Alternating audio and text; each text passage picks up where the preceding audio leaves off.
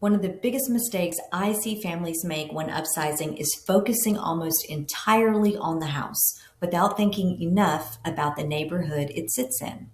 Floor plans are tangible. You can see the rooms, you can imagine furniture, and you can picture your life there. And those things do matter, but they are not the whole story. Floor plans are concrete. You can see them. You can picture furniture. You can imagine holidays, kids in rooms, and where everyone will land at the end of a very busy day. And there's nothing wrong with that. Layout does matter. But the reason families get into trouble here is because floor plans are immediate and neighborhoods are experimental. You can stand in a kitchen and feel excited in 5 seconds. It's stunning. You can't feel a commute, a school routine, or daily rhythm until you live in it. And that's where regret often sneaks in. Hi, I'm Carrie Ann with Let's Be Realty Girl, and I help families here in Northeast Florida make confident real estate decisions without pressure or overwhelm. If you're planning a move, upsizing your home, or just trying to figure out your next step, you are definitely in the right place.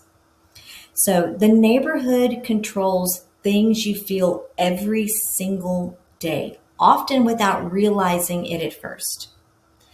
Things like how long your mornings feel, how rushed afternoons are, and whether evenings feel calm or chaotic, or how often you're in the car. I've worked with families who loved their house but felt exhausted because the commute added 45 minutes each way. School drop off became stressful. Errands took longer than expected. None of that showed up during the showings. And the neighborhood quietly shapes the quality of your life. And these don't show up in listing photos, but they shape the quality of your life going forward. People often say, I love this house. I can manage that drive. It won't be a big deal. Does that sound like you? I can't tell you how many times that I've heard this.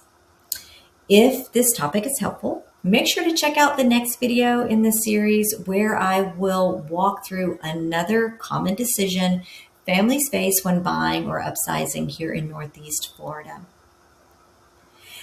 Most families aren't choosing between a good option and a bad option. They're choosing between two good options with different trade-offs. The mistake isn't choosing one over the other. It's not deciding which matters more before you make the purchase. And families who feel confident afterwards usually say, we knew what we were giving up and we were okay with it.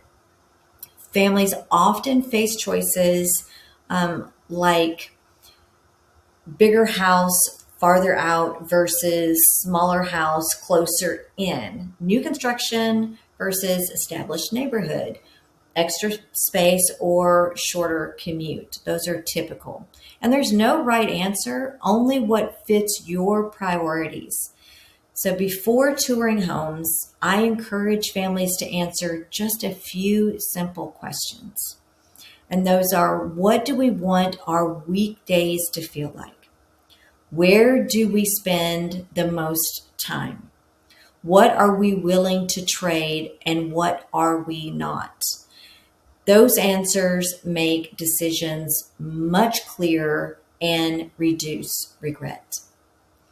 If you're torn between choosing the perfect house or the right neighborhood, slowing this decision down can save you a lot of regret. And I've shared some additional guidance and local insight in the links below.